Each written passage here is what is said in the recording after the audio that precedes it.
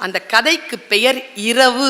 ஒரு பொண்ணு, கல்யாணமான பொண்ணு, கையில ஒரு 8 மாச குழந்தை. எவ்வளவு சப்பாத்தி போடணும்? உனக்கு 2, எனக்கு 2, 4 போடு. வாசல்ல இருந்து குரல் கேட்கிறது. மாமியாரின் குரலை கேட்டு பயந்து நடுங்குகிறாள். ஏம்மா, அவர் வரமாட்டாரா? ஆமா, அவன் ஊருக்கு போயிருக்கான், வரதுக்கு 4-5 நாள் ஆகும். நீ 4 சப்பாத்தி போடு போதும். என்கிட்ட சொல்லவே இல்லையே, அவர் வரலன்னு சொல்லவே இல்லையேன்னு அழுதுகிட்டு ஓடி வரா. ஐயையே, இந்த பைத்தியத்தை என் பிள்ளைக்கு கட்டி வச்சு நான் படுற பாடு அப்படின்ட்டு திட்டுறா. அந்த இரவு அவ சப்பாத்தி போடுறா. அவ சாப்பிடல.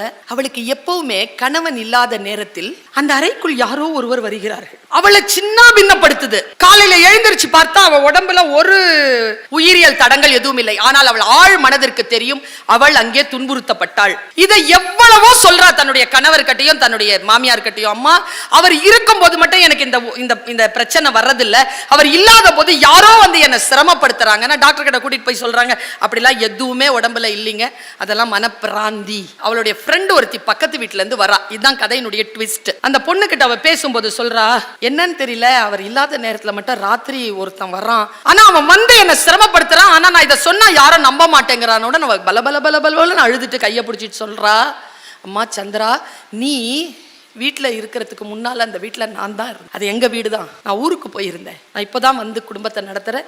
நான் இந்த மாதிரி பண்ணிட்டேன், பிரச்சனை வருதுன்னு சொல்ல அவங்க கேட்கவே இல்லை. எனக்கும் இத்தகைய அனுபவம் அந்த வீட்டில் நிகழ்ந்தது. ஒரு குடியானவன் இருந்தால் அவன் தூக்கு போட்டு செத்துட்டான்.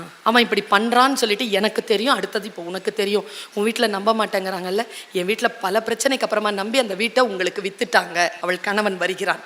அவள் கணவனிடத்தில் சொல்கிறான், இப்படி இருந்துதாங்க, அந்த ஆள் தான் வந்து என்னை கஷ்டப்படுத்திட்டு இருக்கான், நீங்கள் கொஞ்சம் என்னை விட்டு போவாதீங்கன்னா. சி, உனக்கு அம்மா அப்பா இல்லாத அனாதை, நீ உன்னை கல்யாணம் பண்ணிக்கிட்டதே பெரிய விஷயம், பொம்பளை பிள்ளை வேலை பெத்துட்டேன்றதுனால உன்னை கூட வச்சிட்டு இருக்கிறேன். நீ இந்த மாதிரி பைத்தியமா இருக்கிற, எவனாவது வருவான் நான் உள்ள, அதான் வெளியில தாப்பால் போட்டு தானே எங்க அம்மா தூங்குது, நீ வேணும்ட்டு குடும்பத்தை கலைக்கிறதுக்காக இப்படி பண்றது, என்னென்னமோ பேசுறாங்க. இந்த பொண்ணு ஒரு முடிவு பண்ணுதுங்க. அன்னைக்கு காலையில எழுந்திருக்கிறா, குளிக்கிறா, குழந்தைய குளிப்பாட்டுறா, விருந்து சமைக்கிறாங்க. ஃபுல்லா விருந்து சமைச்சிட்டு மத்தியானமா கோயிலுக்கு போயிட்டு வரா. கோயிலுக்கு போயிட்டு வந்து குழந்தையை அலங்கரிச்சுட்டு, தானும் மஞ்சள்லாம் பூசிக்கிட்டு, பொட்டு வச்சுக்கிட்டு, பூ வச்சுக்கிட்டு, புத்தாடைகளை அணிந்து கொள்கிறாள்.